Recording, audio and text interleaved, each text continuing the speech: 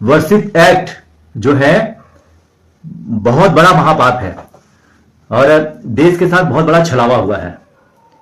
और वैसे ही जैसे वफक बोर्ड है, वफक बोर्ड जैसे मान लो कि नेहरू आया था जो कि मोहम्मद ये क्या बोलते हैं गयासुद्दीन गाजी का पोता था, मोतीलाल नेहरू भी परिवर्तित नेम है।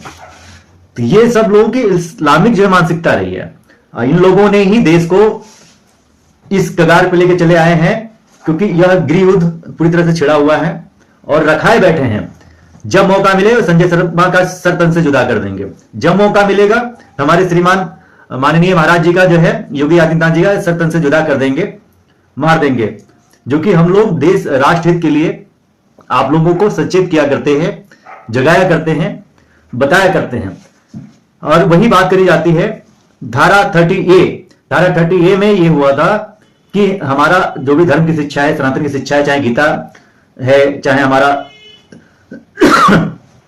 चाहे वो भगवत गीता हो, चाहे रामायण हो, चाहे हमारे युग हो, चाहे वेद हो, चाहे पुराण हो, 18 पुराण, हम उसकी शिक्षा नहीं दे सकते हैं।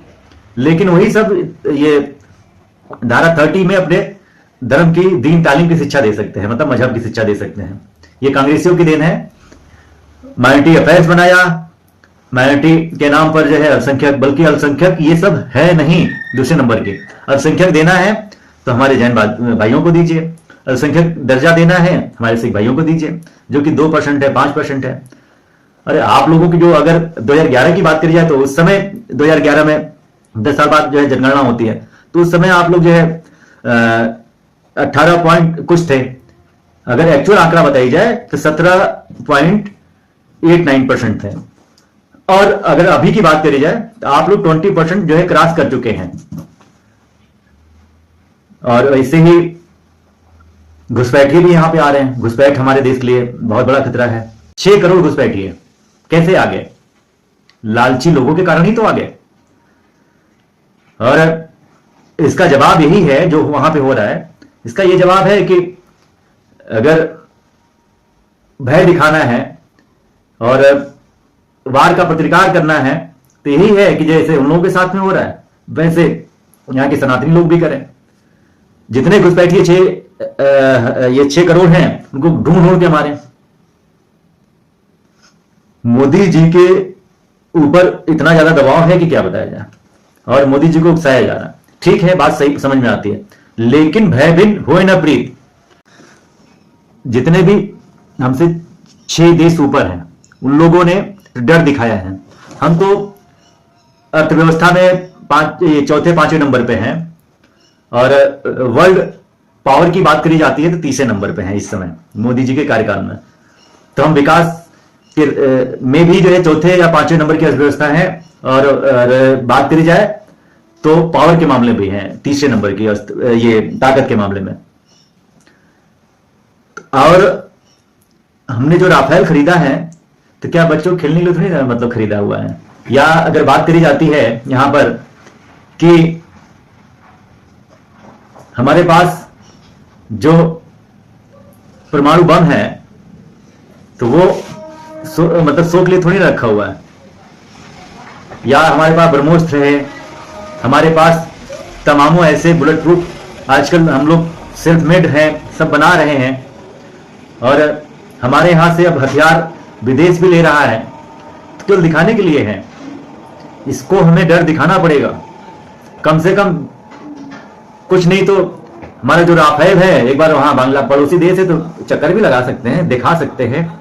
वैसे ही कानून भी है, तो ये हमारा जो है कानून जो बना हुआ है ये महाघटिया कानून है। इसमें अभी विंटर सेशन चल रहा है, जिसको विपक्ष, देश जो द्रोही या देश के गद्दार जो नेता हैं सदैव इसमें अड़ंगा लगा रहे हैं। चाहे हमारा तो ये कांग्रेस का प्रतापगढ़ का रामपुर का जो है नेता है जो प्रमोद तिवारी, तो प्रमोद तिवारी जो है ये बोला करता है कि दोनों सदनों ने मिलकर के 1991 में वर्षित एक्ट बनाया था, बल्कि उसको ये तक नहीं पता है कि उसकी बिटिया क्या करती है, चाहे सोना हो चाहे मोना हो।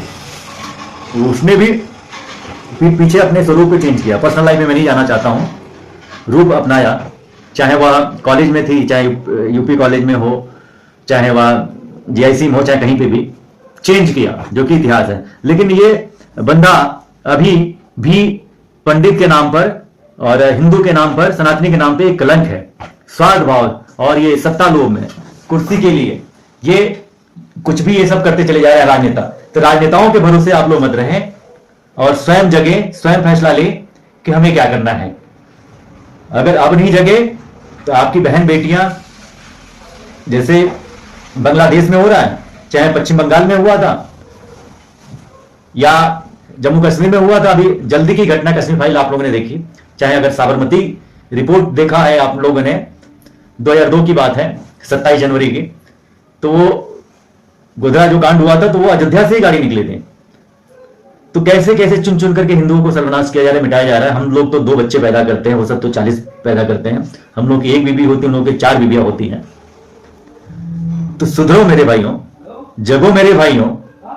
ये सब चीजें जो हो रही हैं देश के साथ, बहुत यहां के जो भी गद्दार नेता लोग हैं, अपना वोट बैंक के लिए घुसपैठियों को पनाह दे रहे हैं। घुसपैठ बहुत बड़ा खतरा है, धर्मांतरण बहुत बड़ा खतरा है, लव जिहाद बड़ा तेजी से हो रहा है। क्योंकि यहाँ के लोग जो है, बॉर्डर पे 2000 रुपये मिलता है, प्लस यहाँ के जो भी लोकल का जो सदस्य होता है या बीडीसी होता है, चाहे वहां का प्रधान होता है, अपने वोट बैंक के लिए उन लोगों को जो है वोटर आईडी बनवा देता है, वो भी 2000 रुपये लेता है। नगर निगम में जाओ, बर्थ सर्टिफिकेट 2000 रुपये में बन जाता है, प्लस अगर आगे बढ़ते हो तो 2000 में आधार कार्ड बन जाता है।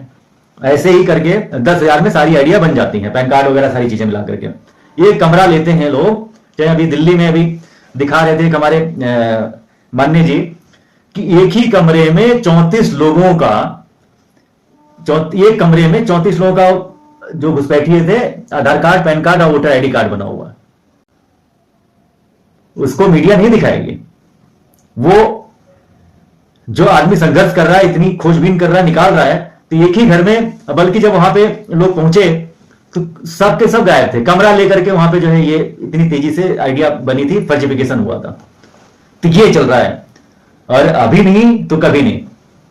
तो 6 महापाप की बात करी जाती है, रिपीट कर रहा हूं, इमरजेंसी के टाइम में 1976 और वर्षिप एक्ट, जो हमारे स्वरूप को चेंज करके रूप लोग अपना रहे हैं।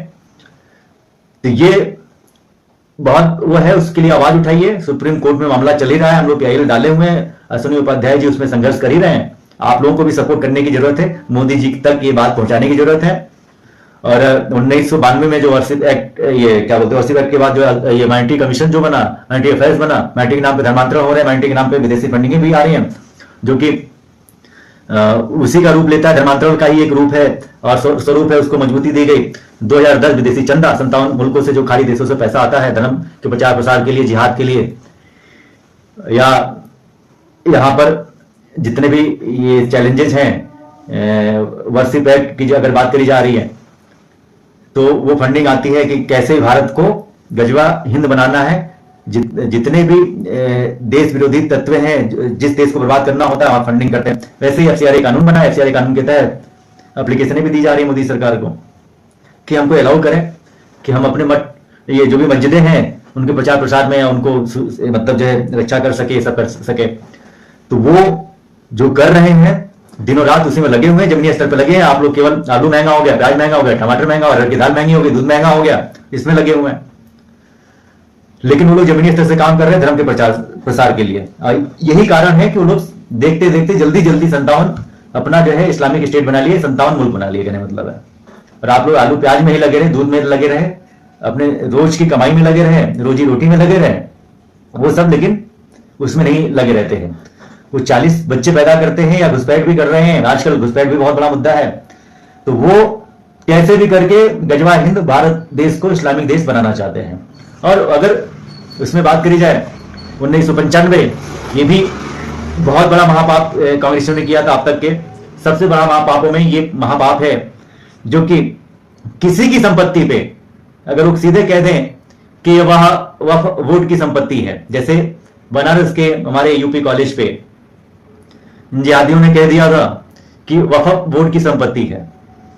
तो डॉक्यूमेंट को हमारे माननीय मुख्यमंत्री श्री आदित्यनाथ योगी महाराज जी ने उसको मंगवाई और उसको रीड किया, पढ़ा और बोला कहा, देखा, तो फिर उधर से आता है कि नहीं हमारा कोई वहां पे कोई चैलेंजेस नहीं है। तो भय भिन्न होए न प्रीत सठे साठ्यम समाचरित, यानी कि भय भिन्न होए न प्रीत, तो राम जी के जो भी हमारे राम जी हैं तो उनको भी लेके चलना पड़ेगा, उनको मंत्रों को भी लेके चलना पड़ेगा सारे सनातनियों को। और कृष्ण भगवान जी के सठे साठ्यम समाचरित जो कुरुक्षेत्र में हुआ था युद्ध के दौरान, सबको जगना होगा, सबको सामने आना होगा, तभी ये वर्शिप एक्ट, चाहे आपका माइनॉरिटी कमीशन, अल्पसंख्यक आयोग और ये क्या बोलते हैं माइनॉरिटी अफेयर्स, जो तमाम अल्पसंख्यक के नाम पर योजनाएं ले रहे हैं लाखों प्रकार की, चाहे वो केंद्र की हो चाहे वह स्टेट गवर्नमेंट की हो, तो ये सब ले रहे हैं माइनॉरिटी के नाम पर। और धीरे धीरे लोगों की जो है आबादी और मस्जिदें खुलती चली जा रही हैं, धर्म का प्रचार प्रसार होता चला जा रहा है, परंतु रिजल्ट क्या है? रिजल्ट ये है कि बांग्लादेश में केसेस हो रहे हैं, हिंदू विहीन होते चले जा रहे हैं, केरला में होते चले जा रहे हैं, अपने भारत में भी 28 स्टेट में से 9 स्टेट में हम लोग हिंदू विहीन होते चले जा रहे हैं। हम लोग कभी नहीं कह सकते गर्व के साथ हिंदू हैं। और वैसे ही अगर बात करी जाए तो अपने भारत में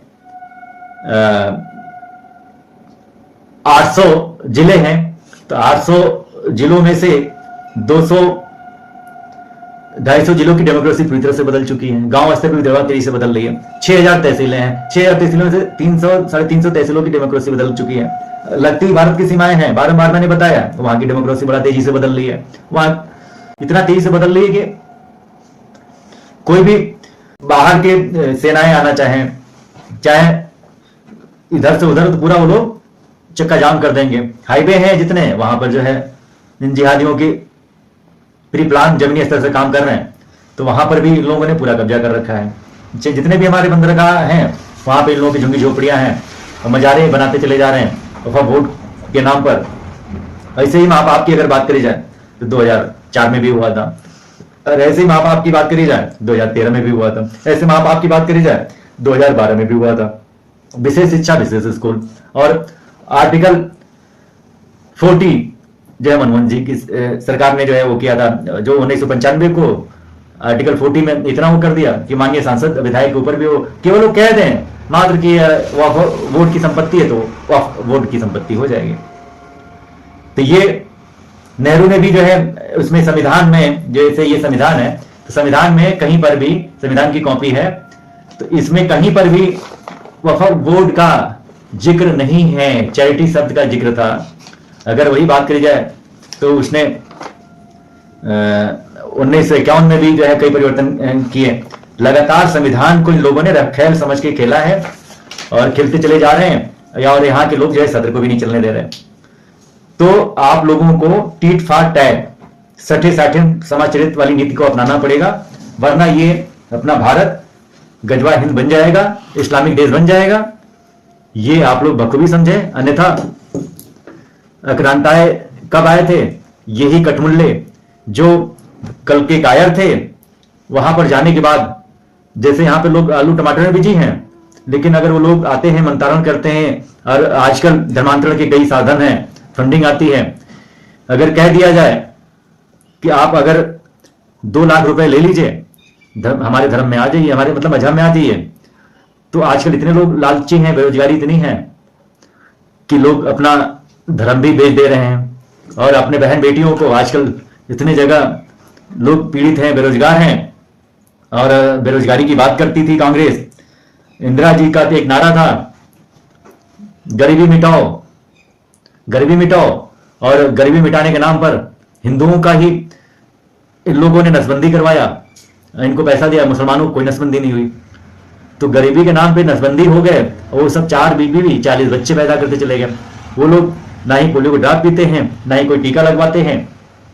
तो ये हिंदू समाज के लिए तो बहुत बड़ा खतरा है। ये सब चेचक, जैसे पहले बुजुर्गों के पास देखा होगा कि ऐसे टीके लगे हुए हैं, तो हिंदुओं को नपुंसक बनाया, मुसलमानों के ऊपर कोई इस तरह का होगा नहीं टीका, वैक्सीन। तो मुसलमान भी ये वैक्सीन नहीं ले रहे थे जब कोविड आया था। तो ये बहुत लंबी साजिश किया है, चाहे इंदिरा हो चाहे कोई भी हो। हाँ, इंदिरा की एक बात करेंगे, कुछ समय ना राफेल था, ना परमाणु बम इतना शक्तिशाली था, जब जो कि मोदी सरकार में है कि 154 से ज्यादा हमारे पास जो है परमाणु बम है, उस समय कम थे। हथियारों के मामलों की अगर बात करी जाए तो मोदी सरकार ने ज्यादा किया है, तो दिखाने के लिए नहीं, प्रमोट करने के लिए भी होना चाहिए। बाकी अगर आप सोच रहे हैं कि ट्रम्प जी शपथ लेने तब हम ये सब करेंगे या मुद्दा उठाएंगे, अपनी भी पावर दिखाइए माननीय जी, प्रेशर बनाइए इन जो टुकड़ी टुकड़ी पड़ोसी ये छोटे छोटे देश हैं, थोड़ा सा बताने समझाने की जरूरत है। जय हिंद, जय श्री राम, वंदे मातरम।